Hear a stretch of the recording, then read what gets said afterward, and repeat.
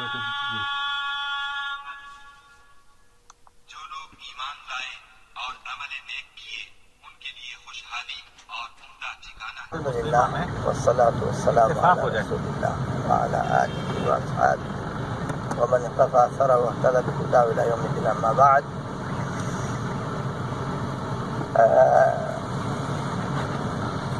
ہمارے لیے دو چیزیں ہیں، ایک ہے اللہ کی پہچان اور رسول اللہ کی پہچان. یہ دو چیزیں ہمارے اندر آ گئیں تو ہماری اپنی پہچان. اچھا، اب یہ پہچان ہمارے پاس کن ذرائع سے ہے؟ بہت سارے ذرائع ہیں. آپ عیسائیت کو دیکھیں، وہ بھی اللہ کی پہچان میں کہتے ہیں ہم بہت آگے ہیں. یہودیت بھی یہی دعویٰ کرتی ہے. ہندو، سکھ، دنیا کی کتنے بھی فرقے، جماعتیں، ادیان باطلہ، ان سب کا یہی دعویٰ ہے کہ ہم جو کچھ کر رہے ہیں اللہ کی پہچان کے مطابق کر رہے ہیں.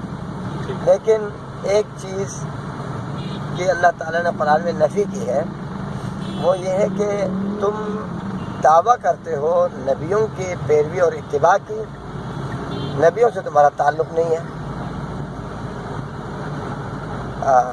یا اہل الکتاب لم تحاجون فی ابراہیم، تم ابراہیم کے بارے میں کیوں جھگڑتے ہو؟ وما انزلت التوراۃ والانجیل الا من بعدہ، تورات انجیل تو ان کے بعد نازل ہوا.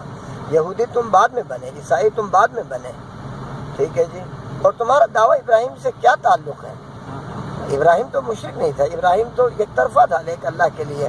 تمہارے اندر شرک بھی ہے، تمہارے اندر کفر بھی ہے، تم نے تو انبیاء کو ستایا، موسیٰ علیہ السلام کو پریشان کیا. تو اس کا نتیجہ جو میں سمجھتا ہوں وہ یہ ہے کہ ہمیں اللہ کی پہچاننے کی ضرورت ہے. اللہ کی پہچان کے لیے بہترین ذریعہ اللہ کی کتاب ہے. اللہ کے نبی صلی اللہ علیہ وسلم کی پہچان کے لیے بہترین ذریعہ اللہ کی کتاب، اللہ کے نبی صلی اللہ علیہ وسلم کی سنت ہے.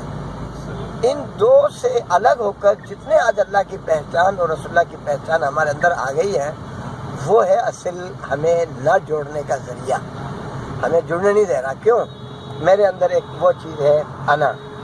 میرے انا تب ٹوٹے گی جب میرے اندر قرآن کی آیتیں اندر بیٹھیں گی، میرے دل کے اندر. قرآن کہتے ہیں نزلہ علی قلبک، پیارے پیغمبر آپ کے اندر بھی، آپ تھے تو آپ بھی انسان، عربی تھے، قریشی تھے، ہاشمی تھے، اور مکے کی سرزمین، سارا کچھ آپ کو بڑا مقام تھا. لیکن ان چیزوں سے آپ کو دور رکھا اللہ تعالیٰ نے. آپ کو صرف ایک کام کے لیے چنا کہ جی آپ نے اس قرآن کو، جس کو ہم نے آپ کے دل پہ اتارا ہے، صبغۃ اللہ، آپ اس کے رنگ میں رنگ گئے ہیں، اور اب آپ نے اس کو اپنے دل میں محفوظ نہیں رکھنا، اس کو آگے پہنچانا ہے، آگے لوگوں کے دلوں میں بھی اتارنا ہے. اب ہمارے دل میں قرآن نہیں اتر رہا، ہمارے دل میں رسول اللہ علیہ وسلم کے فرامین نہیں اتر رہے، اور اسی وجہ سے مجھے اپنی پہچان بھی نہیں ہو رہی کہ میں کون ہوں. ٹھیک ہے جی. میں کہتا ہوں جی میں تو پہاڑوں میں پیدا ہوا ہوں. کون سے پہاڑ وہ جو بالکل 3000 4000 28,000 فٹ بلندی پر. ٹھیک ہے جی. تو جو ہے آپ یہ تو سمندر کے بالکل نیچے، میں اونچا آپ نیچا. ہماری آج یہ پہچان بن گئی ہے. ٹھیک ہے جی. جب کہ میرے اور آپ کے دل پہ یہ قرآن اتر جائے، میں اور آپ اس کو پڑھنے والے، سیکھنے والے، عربی زبان کے ساتھ جو ہے ہمارا تعلق. دیکھو نا، ایک آدمی آتے ہیں اللہ کے نبی صلی اللہ علیہ وسلم کے پاس، آپ اکیلے بیٹھے ہوئے کعبۃ اللہ میں، مسجد حرام میں دعوت کا آغاز کر چکے ہیں. ایک آدمی آیا، اس نے مکے کا ماحول جب دیکھا کہ سب کے زبان پہ پوری مکے کی جمہوریت نے ایک ہی رٹ رکھی ہوئی ہے کہ یہ جھوٹا ہے، یہ کذاب ہے، یہ شاعر ہے، یہ پاگل ہے، مجنون ہے. اس نے کہا کہ اچھا میں ان کا پھر علاج کرتا ہوں. علاج کرنے کے لیے آگے، اور صاف کہا، صحیح مسلم کی روایت ہے کتاب الجمعہ کے اندر کہ جی میں آپ نے علاج کرنا چاہتا ہوں. یہ سارے مکے کی جمہوریت جھوٹ تھوڑی بول رہی ہے. ابو جہل بھی، ابو لہب بھی، عتبہ بھی، شیبہ بھی، عورتیں، مرد، بچے.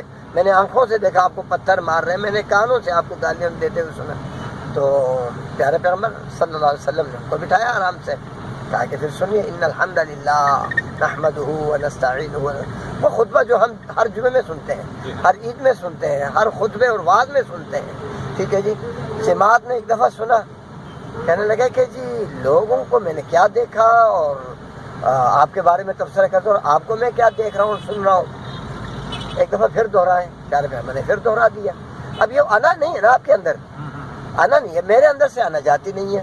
پیارے پیغمبر صلی اللہ علیہ وسلم کے وہ آنا ہے ہی نہیں ہے جو ابلیس والی ہے. آپ نے پھر دوہرایا. جب 3 دفعہ دوہرایا تو کہنے لگا کہ جی میں خود بہت بڑا شاعر ہوں. ان لوگوں نے آپ کو شاعر کہا تھا. میں بڑے بڑے کاہنوں کے پاس جاتا ہوں، یہ آپ کو مجنون پاگل کیا کچھ کہہ چکے ہیں.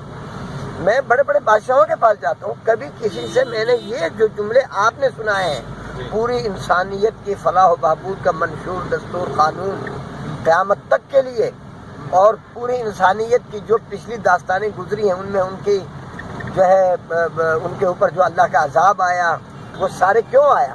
کسی کے نہ ماننے کی وجہ سے. آج اگر کسی پر اللہ کی رحمت آ سکتی ہے تو وہ کیوں آ سکتی ہے؟ کسی کو ماننے کی وجہ سے. تو آپ نے تو پھر جب اس نے کہا ہے اشہد ان لا الہ الا اللہ و اشہد ان محمد عبدہ و رسولہ، میں ایک اللہ کے علاوہ کسی کے مانتا ہی نہیں ہوں. ٹھیک ہے جی، آج کے بعد نہیں مانوں گا اللہ کے علاوہ کسی کی، اور اللہ کے سے وہ مانوں گا جو آپ بتائیں گے. اب آپ ذرا دیکھیں، اگر اس کلمے میں لا الہ الا اللہ محمد رسول اللہ میں کہوں لا الہ الا اللہ موسیٰ رسول اللہ، میں جھوٹا ہوں یا سچا ہوں؟ میں سچا ہوں. لیکن کلمہ میں نے چونکہ محمد رسول اللہ کہنے کے بجائے موسیٰ رسول اللہ کہا ہے، میں جھوٹا ہوں. موسیٰ رسول اللہ تھے، آپ نہیں ہیں. اگر میں عیسیٰ رسول اللہ، ابراہیم رسول اللہ، آدم، نوح، تو میں کلمے کے حوالے سے جھوٹا بن جاؤں گا. تو ہمیں یہ کلمہ نہیں، ہمیں کلمہ محمد رسول اللہ. ٹھیک ہے جی، کلمہ خالص ہے، اس کو خالص رکھنا پڑے گا، اس میں کوئی اپنی طرف سے جو ہے نا کام چاند ترمیم اضافہ نہیں. اچھا، اگر میں اس کلمے میں کہوں لا الہ الا اللہ ابو بکر رسول اللہ، عمر رسول اللہ، عثمان، علی، حسنین، فاطمہ زہرا، تو میں جھوٹا ہوں. میں اگر کہوں کہ لا الہ الا اللہ ابو حنیفہ رسول اللہ، مالک رسول اللہ، شافعی رسول اللہ، احمد بن حنبل رسول اللہ، تب بھی میں جھوٹا ہوں. میں کہوں کہ جی لا الہ الا اللہ مکہ رسول اللہ، مدینہ رسول اللہ، Kufa, Baghdad, Deoband, Bareilly, Karachi, parliament, army chief, فلاں کی فلاں، میں جھوٹا ہوں. تو آج زبان سے بے شک ہم نہیں کہہ رہے ہیں، عملاً ہمارا کوئی نہ کوئی تعلق ایسا ہے کہ ہم اس میں جھوٹے ہیں، کلمے میں جھوٹے ہیں. اور جو کلمے میں جھوٹا ہوگا وہ کس طرح جڑیں گے؟ وہ نہیں جڑ سکتے. آپ جو مرضی میں پہلے اس کلمے میں ہم سچے ہو نا، بھول جائیں کہ جی میں نے کیا کھانا ہے، کیا پینا ہے، کیا ہے. میں اس کلمے کے لیے، میں ابھی شیخ صاحب نے جیسے بیان دیا کہ جی لوگ جو مرضی مجھے کہیں اور میرے ساتھ کریں، میری زبان سے مٹھاس نہ جائے، آنکھوں سے آنسو نہ جائے. ٹھیک ہے جی، جب مجھے آنسو بہانے کی عادت ہو گئی ہے، اگر آپ کے تھپڑوں سے مجھے آنسو بہ گیا تو میرا کیا اس میں نقصان کیا ہے؟ لیکن آج مجھے عادت ہو گئی ہنسنے کی، اتنا میں کھلکھلا کے ہنستا ہوں کہ میرے پیٹوں میں بل پڑ جاتا ہے. اور یہ میں چھوڑنا نہیں چاہتا، آنسو بہانا نہیں چاہتا. آنسو ہو گئے بہت مہنگی. ٹھیک ہے جی، یہ ہے ہمارے نہ جڑنے کی وجہ، جو میں ایک ناقص ذہن. اگر آج میں اور آپ مخلص ہو کر دیکھیے، مجھ سے آپ کے بارے میں نہیں پوچھا جائے گا، مجھ سے دوسرا تیسرا چوتھا اسلام آباد ہائی کورٹ، سپریم کورٹ، اور اب مجھ سے میرے بارے میں تو پوچھا جائے گا نا. جب میری اصلاح ہو جائے گی تو آپ مجھے دیکھ کر آپ متاثر ضرور ہوں گے کہ میں بھی ان کی طرح بن جاؤں. محمد رسول اللہ صلی اللہ علیہ وسلم اکیلے کھڑے ہوئے، آپ سے ابوبکر متاثر ہوئے رضی اللہ عنہ، آپ سے عمر متاثر، عثمان متاثر ہوئے، آپ سے سعد، سعید، طلحہ، سیدنا علی رضی اللہ عنہ آپ کے اپنے گھر میں پڑے، متاثر ہوئے آپ کو دیکھ کر. اور تو اور وہ زید بن حارثہ رضی اللہ تعالیٰ عنہ، وہ آپ کا غلام ہے. باپ لینے کے لیے آئے چچے کے ساتھ، بیٹا چلو ہم لینے کے لیے آئے ہیں. اللہ کے نبی صلی اللہ علیہ وسلم سے پہلے منتیں کی کہ آپ ان کو میرے ساتھ نیچے سے دیں گے نا، جو ہے آپ ان کو بھیجیں، آپ جو لینا چاہتے ہیں مال دولت ہم دینے کے لیے تیار ہیں. کہا کہ دیکھو میں آپ کو بالکل سستا سودا بتاتا ہوں، اگر وہ آپ کے ساتھ جانا چاہیں آپ لے جائیے، اگر نہ جانا چاہیں میں مجبور نہیں کروں گا. آگے زید ان کو جانتے ہو؟ جی یہ میرے ابا ہیں، یہ چچا ہے، یہ آپ کو لینے کے لیے آئے ہیں، آپ کو چھوڑ کے میں نہیں جا سکتا. ارے غلام بننا پسند ہے ماں باپ کو؟ کہتے ہیں ہاں یہ غلامی مجھے پسند ہے، ماں باپ کے ساتھ نہیں جا سکتا. دیکھیے کیوں؟ آپ کا رویہ، آپ کا کردار، آپ کا اخلاق. ثمامہ بن اسال کا بھی آپ نے واقعہ سنا کہ 3 دن اس نے پیارے پیغمبر صلی اللہ علیہ وسلم اور آپ کے صحابہ کرام کے کردار کو دیکھا، کردار دیکھ کے وہ جڑ گیا. جبکہ اتنے زبان سے بدتمیزی کی، گستاخی کی. عبداللہ بن ابی کا واقعہ آپ دیکھ لیں، ان کا بیٹا کتنا واضح ہے کہ جی میں تو پیارے پیغمبر کے اشارے پہ ہوں، مجھے اگر اشارہ دے دیا تو میں نہیں چھوڑوں گا آپ کو. لیکن کبھی نہیں کہا، بلکہ منع کیا. تلوار لے کر مدینے کے گیٹ پہ کھڑے ہو گئے عبداللہ جو ہے رضی اللہ تعالیٰ عنہ اپنے باپ کے لیے کہ جی اس نے آپ سے بدتمیزی کی ہے، آپ مجھے جو حکم کریں گے اندر جانے کو کہیں گے اندر جائے گا مدینے میں، اور یہیں پہ گردن قلم کرنے کو کہیں گے میں گردن قلم کروں گا۔ آپ نے فرمایا کہ نہیں تیرا ابا ان کو جانے دو۔ کتنی گستاخیاں آپ کے ساتھ آپ کی نبوت کے ساتھ، لیکن پیارے پیغمبر نے درگزر اور قبر تک اس کو جو ہے نا درگزر کیا، قبر تک۔ تو میں اور آپ کے اندر یہ پیارے پیغمبر، کلمہ تو ہم سب پڑھتے ہیں، محبت کا دعویٰ مجھے سب سے زیادہ ہے، لیکن عملی میدان میں سب سے زیادہ فیل ہونے والا ہوں۔ تو یہ ہے ہماری بنیادی چیز کہ ہمارے اندر جھوٹ ہے، اس جھوٹ کو ہم دھونا نہیں چاہتے۔ وہ جھوٹ جب دھل جائے گا، ہم اس کلمے کے ساتھ، اس قرآن کے ساتھ، اس پیارے پیغمبر کے حدیث اور سنت کے ساتھ، اور صحابہ کرام کی سچی زندگی، اہل بیت کی سچی زندگی۔ اہل بیت کی دو زندگی ہیں، اہل بیت کی دو زندگیاں ہیں۔ ایک ہے جھوٹی، کیا مطلب جھوٹی کا؟ جو میرے اور آپ جیسوں نے گھڑ کے نا بنا کے ان کو بدنام کیا ہے، وہ ان کی جھوٹی زندگی جو ہم نے گڑھی ہیں، ان کا کوئی قصور نہیں۔ قیامت کے روز ان کا ہاتھ ہوگا ان مجرموں کا گریبان ہوگا، یہ اللہ کے دربار میں گھسیٹیں گے کہ الہ العالمین تیرے نام پر، دین کے نام پر، اسلام کے نام پر انہوں نے ہمیں بدنام کیوں کیا۔ اور ایک ہے سچی زندگی، وہ سچی زندگی کے پیارے پیغمبر نے ہمیں وصیت کی ہے کہ میں تمہیں دو ثقلین چھوڑ کے جا رہا ہوں، بھاری چیزیں، ایک کتاب اللہ ہے اور ایک میرے اہل بیت ہے، فطرت۔ تو وہ تو سچے پکے اللہ کے دین کے موحد، ٹھیک ہے جی۔ یہ ہے اگر ہم سچے ہو جائیں اور ان کی سچی زندگی کو ہم پہچان لیں اور اس پہ چلیں، جھوٹ کو نہ اپنے قریب آنے دیں، نہ ہم اس کے قریب سے گزریں، تو انشاءاللہ ہمیں جڑنے میں کیا مشکل ہے۔ آج جو ہے میرے ایک دوست ہیں اپنا نواب شاہ اسٹیشن کے سامنے جو مسجد ہے وہاں کے خطیب ہیں، اور نواب شاہ میں داخل ہوتے ہوئے اللہ نواز حرل جامع بکر کے متخرج ہیں اور مدینہ کے متخرج ہیں، وہاں کے وہ امیر ہیں۔ تو ان سے کسی نے پوچھا کہ جی پاکستان میں جو ہے کچھ فرقے بہت زیادہ ہیں، تو کہنے لگا ارے ان فرقوں کی جو عوام ہے نا ان تک تم پہنچو، وہ تمہارے انتظار میں ہے۔ ان کو سچی زندگی، اللہ کے کتاب، رسول اللہ کی سچی زندگی، صحابہ کی سچی زندگی، اہل بیت کی سچی زندگی، ائمہ کرام کی، اولیاء کرام کی سچی زندگی ان کو دکھاؤ، وہ آپ کے انتظار میں ہے۔ اور جو شیاطین ہیں وہ چند ایک ہیں، تم ان کو ان کے کھاتے میں کیوں ڈالتے ہو؟ تو ہم کیوں ان شیاطین کی وجہ سے ان بیچاروں کے پاس جانا، ٹھیک ہے جی، ان کو سمجھانا، ان کو بتانا کیوں چھوڑیں؟